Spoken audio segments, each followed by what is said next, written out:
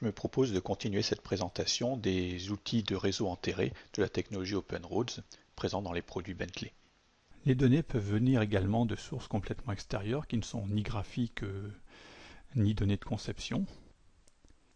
Et je peux établir des connexions avec des bases Access, avec du fichier de type graphique DXF, des bases, mais aussi du shapefile ZESRI, du fichier d'export SIG, voire du fichier Excel tout simplement, une page web, des objets OLE ou directement une connexion sur Oracle Spatial. Ces connexions peuvent s'enregistrer et par exemple ici une connexion de type Shape.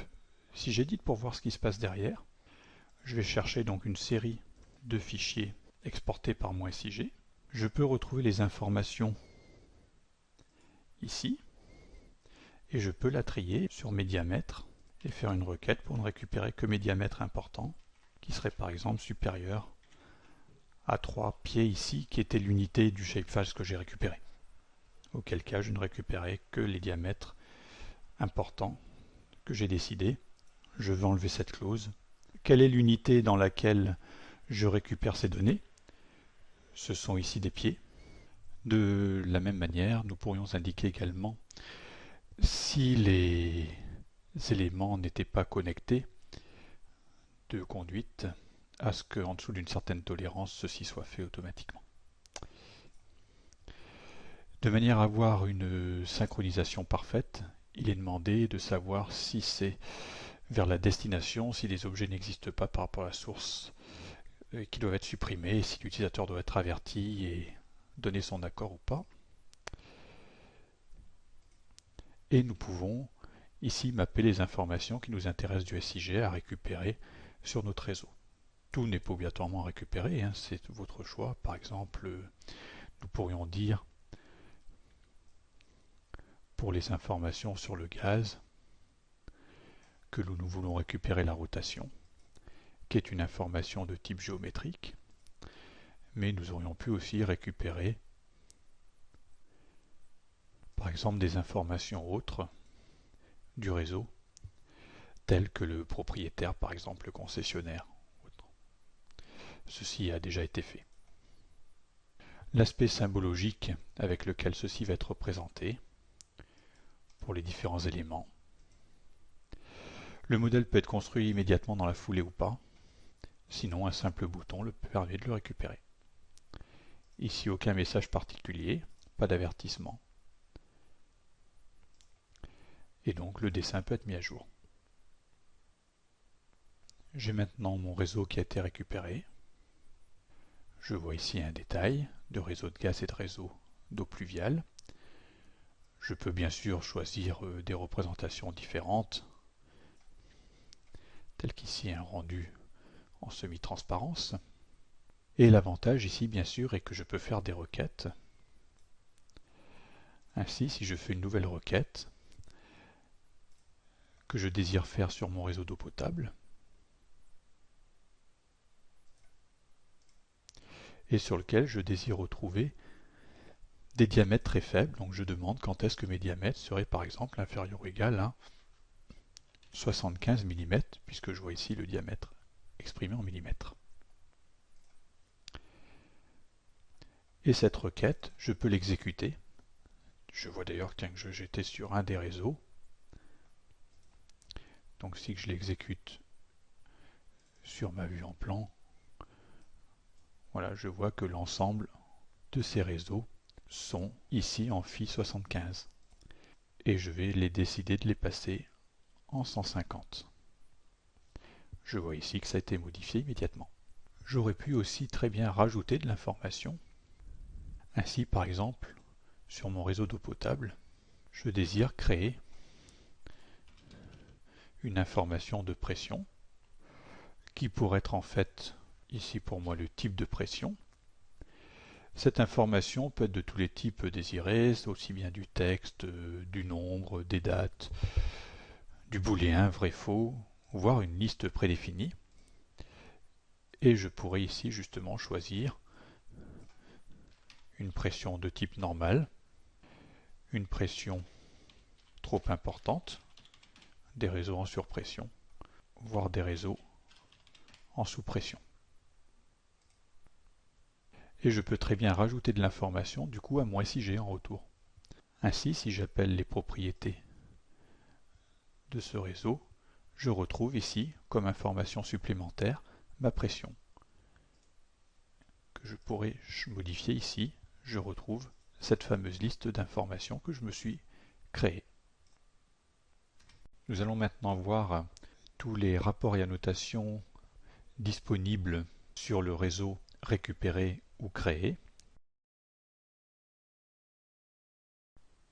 Les réseaux ayant été maintenant récupérés, conçus ou modifiés dans cette technologie d'outils SUE, donc là il y a la technologie OpenRoads, nous pouvons également analyser, tirer des rapports de l'information de ces réseaux. Nous avons ici tout type de rapport, et si je demande ici sur mes conduites d'eau potable, j'ai ces informations qui peuvent ici être exprimées dans des unités flexibles. Ainsi, si je décidais passer ceci en pouces avec le chiffre derrière virgule, j'aurai cette fois-ci des diamètres en pouces. Je peux très bien repasser à du millimètre avec un nombre différent de précision décimale. Je peux aussi modifier globalement mes informations. Ainsi, je pourrais renseigner le matériau ici de mes conduites en précisant que ce sont des tuyaux en fonte. Je peux aussi rajouter des informations spécifiques. Par exemple ici, rajouter une note pour indiquer ici par exemple de vérifier in situ le faible diamètre si j'ai un doute. J'aurais pu également demander sur mes conduites, jour d'eau potable, à retrouver l'information rajoutée, ma pression ici. Et rajouter également de nouveau une information supplémentaire. Je peux encore retoucher mon réseau, on l'a déjà fait tout à l'heure.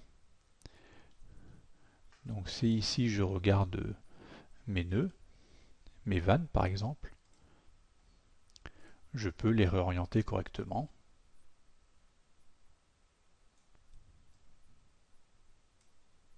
Voilà, j'en retouche simplement quelques-unes.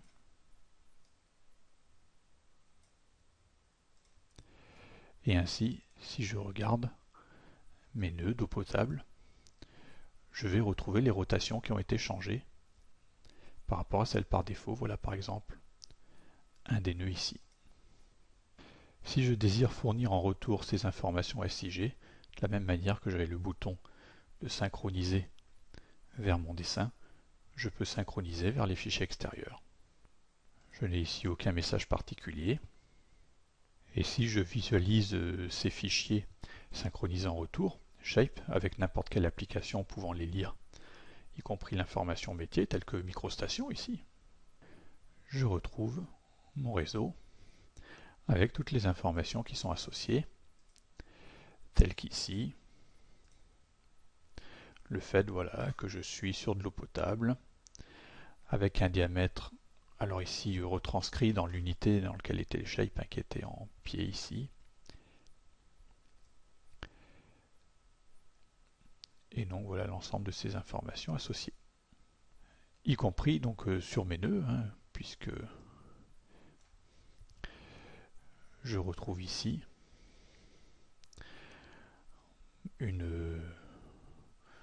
mon nœud d'eau potable avec la rotation également, celle-ci je ne sais pas si je l'avais changée, mais qui est une information en tout cas en retour, si effectivement c'est un des nœuds sur lequel j'avais changé la rotation que l'on retrouve ici. Si je reviens sur mon plan projet, je retrouve ici des réseaux intersectants, une buse, mais aussi un réseau d'eau potable. Il pourrait être intéressant de demander s'il y a des collisions entre ces réseaux, et donc de manière très simple, je peux demander avec mon réseau de conduite d'eau pluviale, je pourrais prendre en compte ou pas les nœuds en même temps.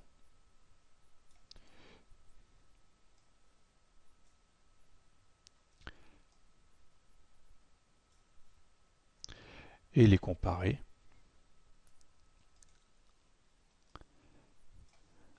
à mes réseaux intersectants de buse et d'eau potable. Il me suffit maintenant de demander à réaliser le calcul avec la possibilité de rentrer une enveloppe. Par exemple, par rapport au réseau d'eau pluviale, je pourrais décider d'avoir une enveloppe minimum de 30 cm autour de ce réseau où aucun autre n'intersecterait. Des options concernant l'ensemble pourraient être la représentation graphique tout simplement de ces collisions et le fait que des collisions très proches puissent être regroupées, par exemple ici sur 50 cm. Je demande le calcul, celui-ci est fait, et je peux très bien naviguer dans mon réseau pour lui demander par exemple aller voir l'ensemble de mes conflits. J'en ai ici 2, et je peux zoomer directement dessus. Je peux aussi, en demandant une table plus complète de ces conflits, savoir s'il s'agit d'un conflit avec une collision réelle des conduites ici, ou simplement ne respectant pas mes enveloppes, telles qu'ici avec le réseau d'eau potable.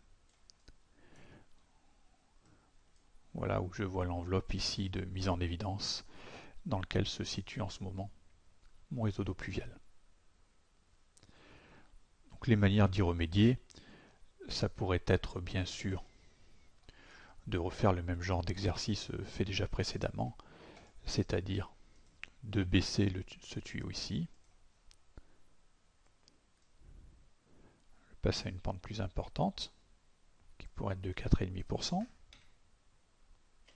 Donc de la même manière, je pourrais approfondir ici ma canalisation et vérifier du coup si je reviens sur ma table de conflit, je n'ai plus rien, les problèmes ont donc été résolus. Je peux également gérer l'information visible au curseur. Ainsi, je peux pour chaque type de réseau demander des informations complémentaires, telles que par exemple sur mes nœuds de réseau d'eau pluviale, j'ai ici la cote radiée, je vais vouloir les dimensions, mais je peux rajouter tout autre type d'informations.